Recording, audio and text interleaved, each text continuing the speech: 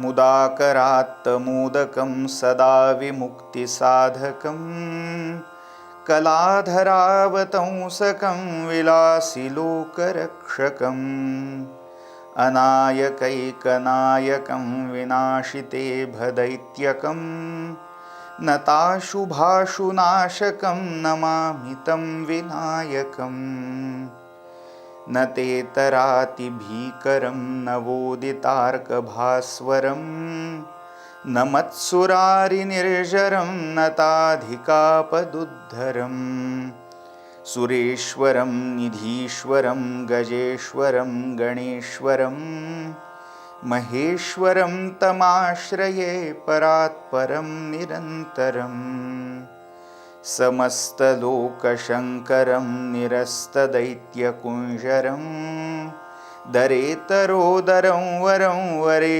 भवक्त्रमक्षरम् कृपाकरं क्षमाकरं मुदाकरं यशस्करं मनस्करं नमस्कृतां नमस्करोमि भास्वरम् मनस्करं नमस्कृतां नमस्करोमि भास्वरम्.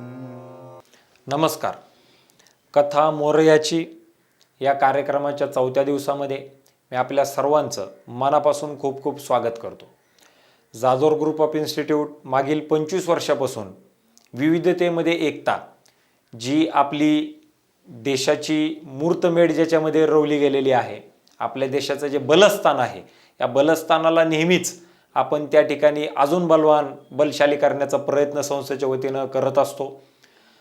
प्रत्येक धर्माचा कार्यक्रम संस्थेमध्ये फार मोठ्या प्रमाणावरती आपण घेतो, ज्याच्यामध्ये हिंदू धर्मीय असतील, मुसलमान असतील, ख्रिश्चन असतील, पारशी असतील, या प्रत्येक धर्माची माहिती ह्या विद्यार्थ्यांना मिळाली पाहिजे. प्रत्येक धर्माचा आदर ह्या विद्यार्थ्यांच्या मनामध्ये त्या ठिकाणी निर्माण झाला पाहिजे. कोणत्याही परिस्थितीमध्ये जातीयवाद या देशामध्ये वाढू नये अशा पद्धतीचं काम आपण नेहमीच त्या ठिकाणी करत आलेलो आहे. आणि त्याच्यामुळं आपण अत्यंत डॉक्टर APJ अब्दुल कलामांपासून, छत्रपती शिवाजी महाराजांपासून, छत्रपती संभाजी महाराजांपासून डॉक्टर बाबासाहेब आंबेडकर यांच्यापर्यंत आपण अत्यंत विविध कार्यक्रम या विद्यार्थ्यांसाठी त्या ठिकाणी देत असतो. आणि आज ज्या वेळेसला आपल्याकडे मागच्या 4 दिवसापासून गणेश चतुर्थीपासून हा आपला कार्यक्रम त्या ठिकाणी चालत आलेला आहे. आज याचा 4था दिवस आणि आज आपल्याला मार्गदर्शन प्रणव गोखले सर त्या ठिकाणी करतायत, जे मागील 4 दिवसापासून अत्यंत चांगल्या पद्धतीनं त्यांनी विद्यार्थ्यांना मार्गदर्शन केलेलं आहे. आणि आजचा त्यांचा विषय दुर्वांची कथा असा आहे. आपण सगळेजण या कार्यक्रमामध्ये सहभागी झालात. मी आपल्या सर्वांचे मनापासून खूप खूप आभार व्यक्त करतो. धन्यवाद. हस्तीन्द्राननमिन्द्रचूडमरुणच्छायं त्रिनेत्रं रसाद आश्लिष्टं प्रियया सपद्मकरया स्वाङ्कस्थया सन्ततं बीजापूरगदाधनुस्त्रिशिखयुक्चक्राब्जपाशोत्पल व्रीह्यग्रस्वविषाणरत्नकलशान् हस्तैर्वहन्तं भजे. सर्वांना सादर सप्रेम नमस्कार. आपण गणेशोत्सवाच्या या पावन पर्वामध्ये जाधवर ग्रुप ऑफ इन्स्टिट्यूट्सच्या सौजन्याने इथे पाहतो आहोत कथा मोरयाची. या कथा मोरयाची या उपक्रमामध्ये आज आपण जी कथा पाहायची आहे ती गणपती बाप्पाच्या अतिशय प्रिय असणाऱ्या दुर्वेची, दुर्वांकुराची. दुर्वा ही एक अशी वनस्पती आहे जी कधीही मृत होत नाही, म्हणूनच तिला अमृता असंही म्हटलं गेलंय.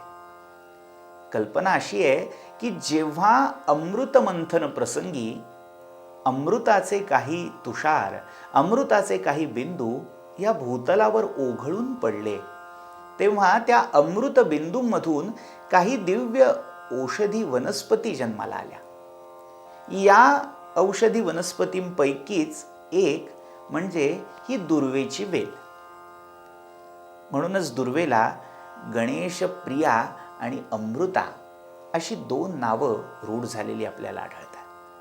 ही दुर्वा आपण गणपतीला वाहतो, मात्र बहुतांश वेळा आपल्याला खरी दुर्वा म्हणजे काय हे माहितीच नसतं. गवत साधं हिरवं म्हणजे हरळी ज्याला म्हटलं जातं, तीच आपण बहुतांश वेळा गणपतीच्या मूर्तीला वाहतो. मात्र दुर्वा ही कशी असावी, कशी ओळखावी, हे खरंच जाणून घेण्याची आवश्यकता आहे. ही दुर्वा सर्वात उत्तम म्हणजे सप्तदला म्हटली आहे. 7 दलं असणारं दुर्वादल, म्हणजे ज्याला 7 पाकळ्या किंवा 7 अंकुर आहेत, असं गणेशाला व्हावं. 7 नसेल तर पंचदल, पंच नसेल तर त्रिदल, तरी किमान ते गणेशाला अर्पण करावं.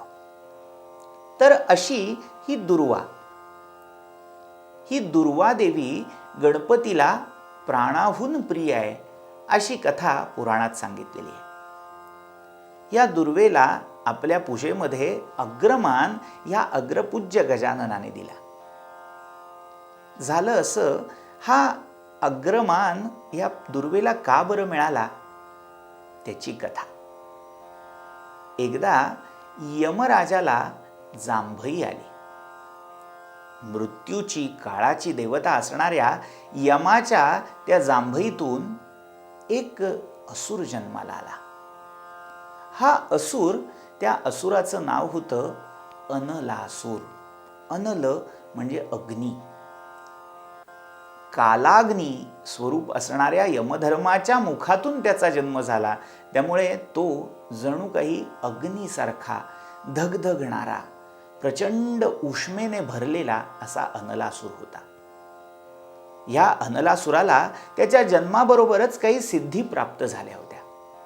यमधर्माचा, दुसऱ्या जीवांना मृत्यू देण्याचा धर्म, ते सामर्थ्य, ते बळ या अनलासुराला जन्मजात प्राप्त झालं होतं. त्यामुळे हा अनलासूर जिकडे पाहिल, जिकडे आपलं पाऊल टाकेल, जिथे आपला हात फिरवेल, तिथे तिथे अग्निज्वाळा प्रकट व्हायच्या. आणि या अग्निज्वाळांनी सगळी भूतमात्र, सगळे जीव प्राणी हे अतिशय त्रस्त होऊन गेले. या अनलासुराच्या त्या पूर्ण पराक्रमाने म्हणा, त्याच्या आतंकामुळे म्हणा, सगळे जीव घाबरून राहायला लागले. आणि होता होता जेव्हा हे गाऱ्हाणं भगवान शंकरांच्या कानावर गेलं, तेव्हा या अनलासुराचं पारिपत्य करण्यासाठी भगवान शंकरांनी आपल्या प्रिय गजाननाला पाचारण केलं. गजाननाने या अनलासुराशी प्रचंड असं युद्ध केलं. घनघोर युद्धाच्या शेवटी जेव्हा कोणताच निर्णय लागेना, कोणीच कोणाला हार जाईना, तेव्हा अखेर गजाननाने या अनलासुराला उचललं, विशाल असं रूप धारण केलं आणि आपल्या मुखामध्ये झोकून दिलं. त्याचं कारण असं होतं, कोणतंही अस्त्र किंवा शस्त्र या अनलासुरावर जर फेकलं तर ते क्षणात भस्मसात होऊन जाईल. त्या अनलासुराच्या शरीरातून निघणाऱ्या अग्नीच्या ज्वाळा इतक्या प्रखर असत, कोणतंही अस्त्रशस्त्र त्याच्या जवळ आलं की त्या दग्ध होऊन जात, भस्म होऊन जात. त्यामुळे अखेर निरुपाय झाल्यामुळे गजाननाला त्या अनलासुराला गिळून टाकणं भाग पडलं. आता झालं असं, हा अनलासूर गजाननाने गिळला, अखंड गिळला.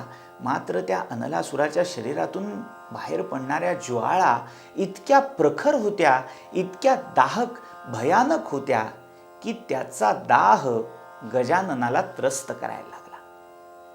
गजाननाच्या पोटामध्ये आगडोंब उसळला.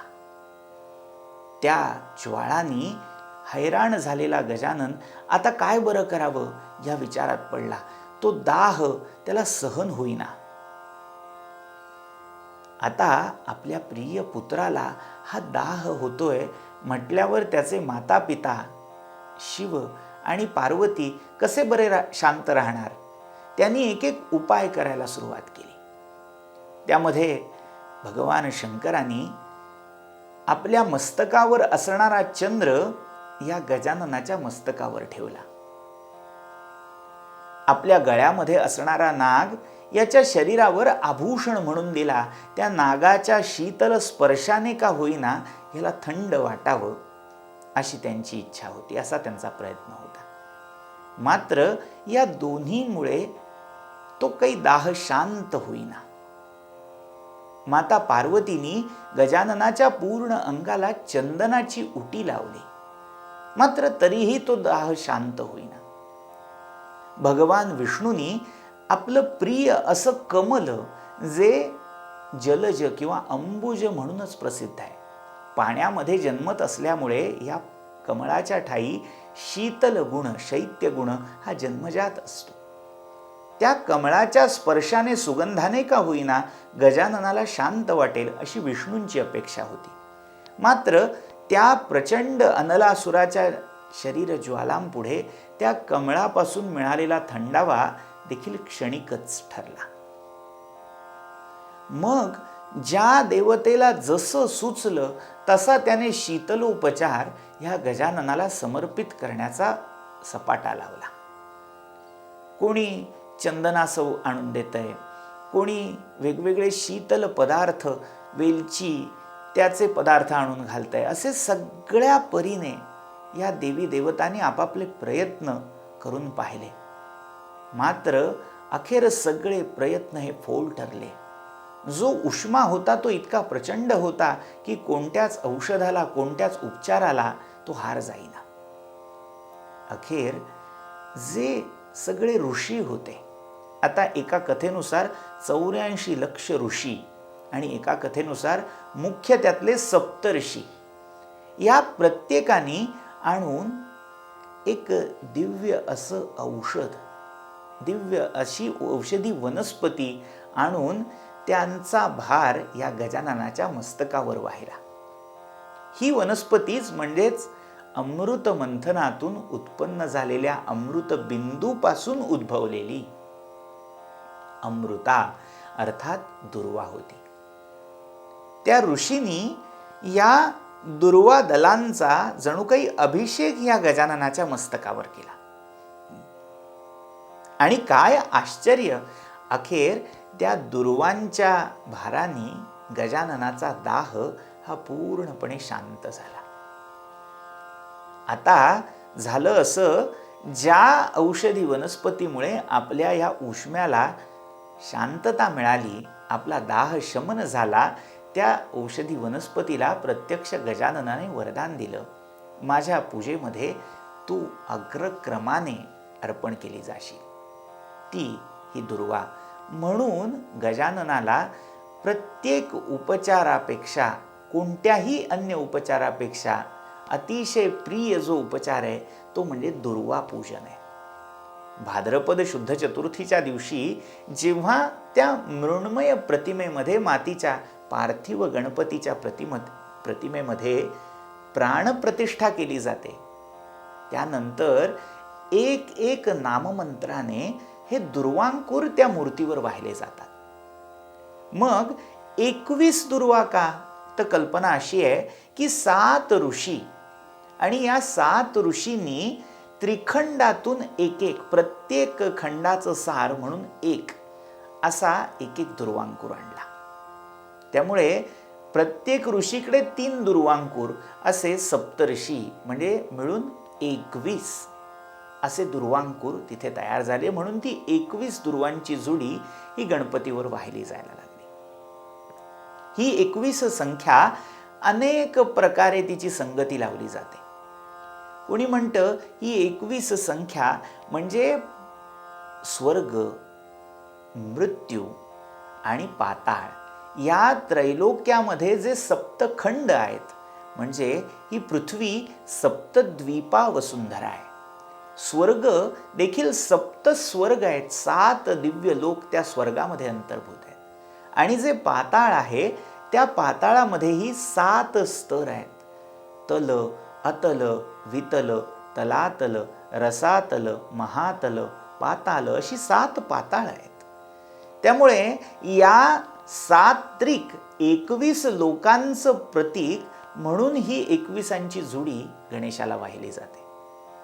काही म्हणतात आपलं पूर्ण जे शरीर आहे या पूर्ण शरीरामध्ये 21 अंग आहेत. ती कशी? तर 5 ज्ञानेंद्रिय, 5 कर्मेंद्रिय, 4 ही अंतःकरण म्हणजे मन, बुद्धी, चित्त आणि अहंकार, त्या व्यतिरिक्त असणारे 5 वायू म्हणजे प्राण, अपान, व्यान, उदान, समान, ही सगळी गणना होता होता संख्या येते 19. बघा, गणना करून बघा. 5 ज्ञानेंद्रिय, 5 कर्मेंद्रिय झाले 10, 5 वायू प्राण मिळून झाली 15, अधिक मिळाली 4 अंतःकरण, ज्याला अंतःकरण चतुष्टय म्हटलं जातं, संख्या झाली 19. आणि आता त्या सगळ्यांच्या पलीकडे असणारी प्रकृती आणि त्या प्रकृतीच्या पलीकडे असणारा पुरुष मिळून ही 21ची गणना पूर्ण होते. आणि ह्या 21च्या म्हणजे पूर्ण विश्वाच्या प्रातिनिधिक प्रतिकात्मक रूपात ही 21 दुर्वांची जुडी गणपतीला वाहिली जाते. तर अशी ही दुर्वा गणेश पूजेमध्ये मानाचं स्थान पाऊन गेली. याच्या उलट तुळस, भगवान विष्णूंना प्रिय असणारी तुळस मात्र गणेशाच्या पूजेमध्ये वर्ज्य ठरली.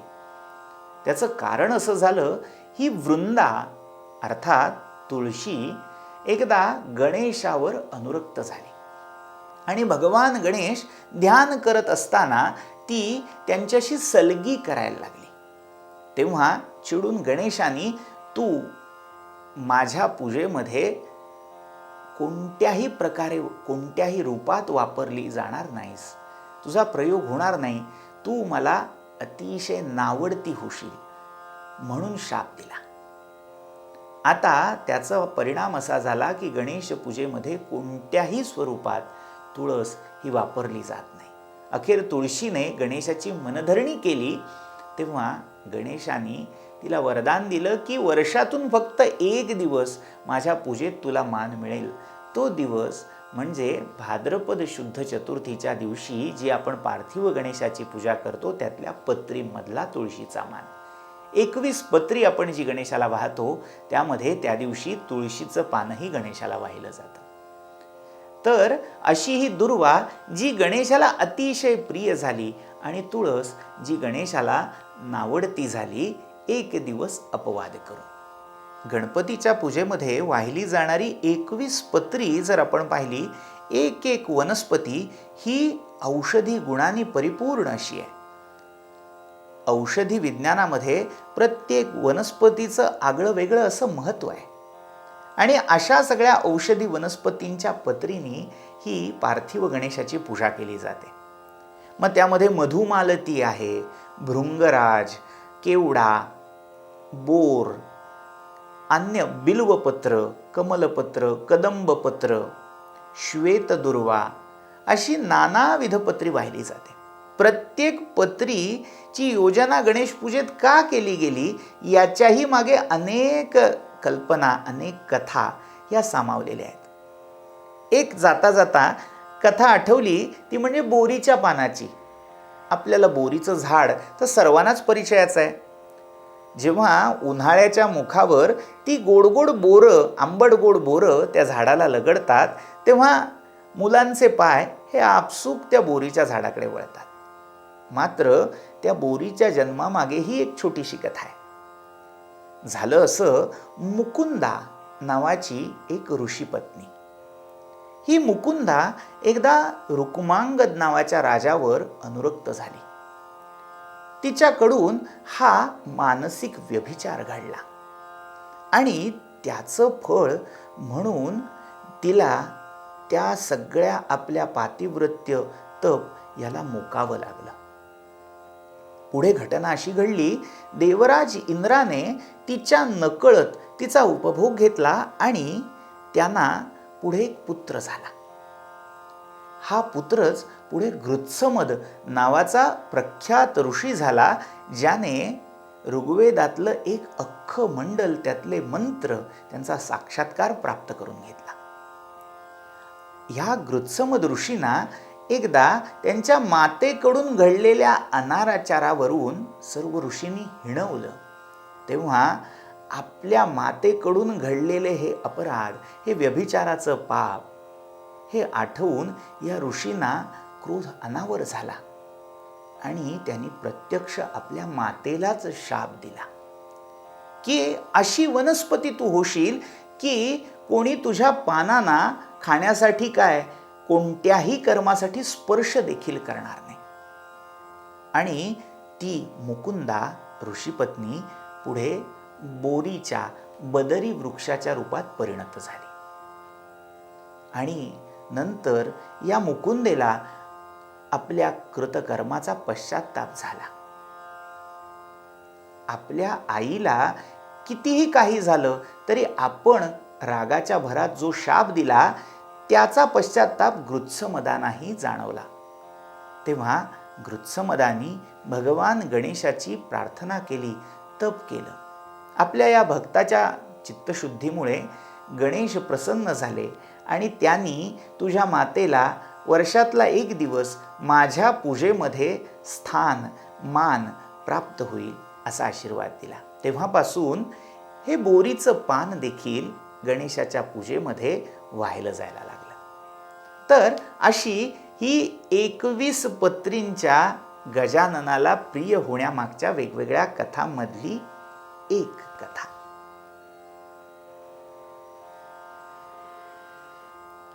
या दुर्वादलानी गणेशाची पूजा करण्याचा महिमा इतका मोठा आहे की त्याची कथा आपल्याला गणेश पुराणामध्ये सांगितलेली आढळते. एकदा झालं असं, एका नगरीमध्ये एक भिकारीण भिक्षा मागत मागत अतिशय हीन दीन विपन्न अवस्थेला पोचलेली. ही पावसाचा ऋतू होता, त्यामुळे पावसाची सर आल्यामुळे एका मंदिराच्या आडोशाला उभी राहिली. योगायोगान हे मंदिर होतं गणेशाचं. आता त्या आडोशाला बसलेली असताना तिला थंडी वाजायला लागली, म्हणून तिने जवळचाच पाचोळा पातेरा एकत्र करून त्याची शेकोटी तयार केली, अग्नी प्रज्वलित केला आणि त्या पाचोळ्यावर तो अधिकाधिक पेटावा, प्रज्वलित व्हावा यासाठी ती फुंकर घालायला लागली. फुंकर घालता घालता योगायोग असा झाला की त्या पाचोळ्यामध्ये काही दुर्वेची दलं आलेली होती. तिच्या मुखातल्या त्या फुंकरेने ती जी दुर्वा दलं होती ती उडाली आणि वाऱ्याच्या वेगाने गणेश मंदिरातल्या गणेश प्रतिमेवर येऊन पडली. त्याच वेळी झालं असं की एक बैल आणि एक गाढव ह्या दोघांमध्ये झटापट सुरू झाली. दोघंही मारामारी करतायत, एकमेकांच्या अंगावर चालून गेलेत आणि टकरा देत आहेत.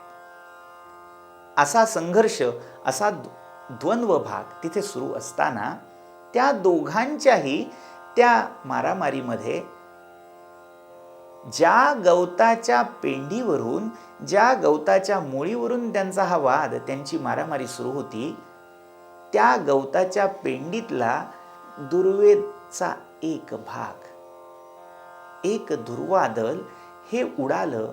या दोघांच्याही शरीराचा स्पर्श करून ते गणेश प्रतिमेवर जाऊन पडलं. आणि इतक्यात काय आश्चर्य, स्वर्गामधून एक दिव्य विमान तिथे उतरलं आणि त्या दिव्य विमानातून काही देवदूत बाहेर आले आणि या देवदूतांनी हे गाढव, हा बैल आणि ती भिकारीण या तिघांनाही आपल्या बरोबर चढण्याची विनंती केली. या तीनही जीवांनी त्या विमानात प्रवेश करता क्षणी त्यांना दिव्य अशा देहाची प्राप्ती झाली. आता हा सगळा प्रकार कशामुळे घडला, तर यांच्याकडून नकळत का होईना त्या पावसाळ्यातल्या भाद्रपद शुद्ध चतुर्थीच्या दिवशी दुर्वादल गणेश प्रतिमेवर वाहिली गेली. त्याचा परिणाम होता. आदल्या जन्मी ही तिघही अतिशय सदाचरणी होती. ब्राह्मण आणि त्याची पत्नी आणि त्याचा एक मित्र असा हा परिवार होता. यांच्यामध्ये परस्परामध्ये काही वितुष्ट आलं आणि त्या वितुष्टामुळे, तात्कालिक भांडणामुळे या तिघांनी एकमेकांना शिव्या शाप दिले. त्या शिव्या शापामुळे एकीला भिकारणीची योनी प्राप्त झाली, ती दरिद्री म्हणून जन्माला आली आणि बाकी दोघं एक बैल आणि एक गाढव म्हणून जन्माला आले. मात्र पूर्वजन्मी जे काही सत्कर्म घडलं होतं, सदाचरण घडलं होतं, त्याचा परिपाक, त्याचा परिणाम म्हणून त्यांच्या नकळत दुर्वादलं ही गणेशावर जाऊन पडली आणि त्याचं फळ म्हणून ह्या तिघांनाही सद्गती लाभली. बरेच वेळा या कथेविषयी गैरसमज करून घेतला जातो. कितीही पाप करा आणि दुर्वा गणपतीला वाहून त्या पापातून मुक्त व्हा, असा समजही लोक करून घेतात. मात्र या कथेचं मूळ तात्पर्य काय आहे की प्रत्येक माणसात काही ना काहीतरी दोष हा असतोच आणि या दोषामुळे जेव्हा त्याच्या हातून काही आगळीक घडते, दुष्कर्म घडतं, त्या दुष्कर्माचं फळ हे त्याला भोगावंच लागतं, कधी त्या जन्मात, कधी पुढच्या जन्मात. असं पापाचं फळ भोगायला लागत असताना देखील त्याने जर कधी काही सत्कर्म केलं असेल, सदाचरण केलं असेल, तर त्या पापाबरोबर कधी कधी त्याला त्या पुण्याचाही फलभाग भोगायला मिळतो. मात्र ते पुण्य जितकं चांगलं, जितकं शुद्ध असेल, तेवढी त्याला त्या पापफलातून मुक्ती प्राप्त होते. या तिघांनी आदल्या जन्मी भरपूर सत्कर्म केलं होतं, त्यामुळे त्यांच्याही नकळत अजाणतेपणी घडलेल्या सेवेला गजाननाने मानून घेतलं. मात्र ही सेवा त्यांनी आधी केलेल्या सत्कर्माची परिणती म्हणून होती. तर अशी सद्गती त्यांना या दुर्वेच्या नकळत घडलेल्या गणेशार्पणामुळे प्राप्त झाली, असं हे दुर्वेचं महात्म्य आहे. जेव्हा गणेश हे जनक राजाच्या नगरीमध्ये एकदा गेले, तेव्हा एकाच वेळी त्यांना जनक राजाने आणि एका अतिशय गरीब ब्राह्मणाने आपल्या घरी निमंत्रित केलं भोजनासाठी. तेव्हा गणेश हे जनक राजाकडे न जाता हे या ब्राह्मणाकडे आले आणि ह्या ब्राह्मणाच्या घरी असणारा दही भात आणि त्याच्यावर ठेवलेला एक दुर्वांकूर याने देखील ते तृप्त झाले. आपण लंबोदराची कथा ऐकताना कुबेराचा झालेला फजित वडा आणि त्यावेळी अखेर माता पार्वतीच्या सांगण्यावरून दिलेला दही भात आणि त्यावर ठेवलेलं दुर्वादळ हा प्रसंग तुम्हाला नक्कीच आठवला असेल. या सगळ्या प्रसंगामध्ये या गणेश उपासनेमध्ये असणाऱ्या दुर्वेचंच महत्त्व हे वारंवार अधोरेखित झालेलं आहे. तर चला तर मग अशा दुर्वादलाने त्या गणेशाची पूजा करूया. या दुर्वेला वाहता वाहता ही दुर्वा जशी कितीही प्रतिकूल परिस्थिती आली तरी त्या जमिनीत टिकून राहते, आपली मुळं सोडत नाही, त्यामुळेच अमृता म्हणून ओळखली जाते. हाही बोध आपण घेऊया. आपल्या व्यवहारात, आपल्या ऐहिक जीवनामध्ये कितीही प्रतिकूल परिस्थिती आली, तसंच आपल्या अध्यात्म साधना करत असताना देखील कितीही प्रतिकूल परिस्थिती आली, तरी आपली मुळं आपण आपल्या मातीमध्ये घट्ट रोवून ठेवायचेत आणि या दुर्वेसारखं अविचल राहायचं आहे. सतत आपल्या मार्गावर पुढे जात राहायचं आहे, सरकत राहायचं आहे, वाढत राहायचं आहे. हाच बोध आपल्याला या दुर्वांकुरांच्या कथेतून प्राप्त होतो. आजच्या या कथासत्राला इथेच विराम देऊया आणि सगळेजण त्या बाप्पाचा जयघोष करूया. मंगलमूर्ती मोरया, गणपती बाप्पा मोरया. धन्यवाद. मुदाकरात्त मोदकं सदा विमुक्तिसाधकं कलाधरावतंसकं विलासिलोकरक्षकम् अनायकैकनायकं विनाशिते भदैत्यकं नताशुभाशुनाशकं नमामि तं विनायकम् न तेतरातिभीकरं नवोदितार्कभास्वरं न मत्सुरारिनिर्जरं नताधिकापदुद्धरं सुरेश्वरं निधीश्वरं गजेश्वरं गणेश्वरं महेश्वरं तमाश्रये परात्परं निरन्तरम् समस्तलोकशङ्करं निरस्तदैत्यकुञ्जरं दरेतरोदरं वरं वरे भवक्त्रमक्षरम् कृपाकरं क्षमाकरं मुदाकरं यशस्करं मनस्करं नमस्कृतां नमस्करोमि भास्वरम् मनस्करं नमस्कृतां नमस्करोमि भास्वरम्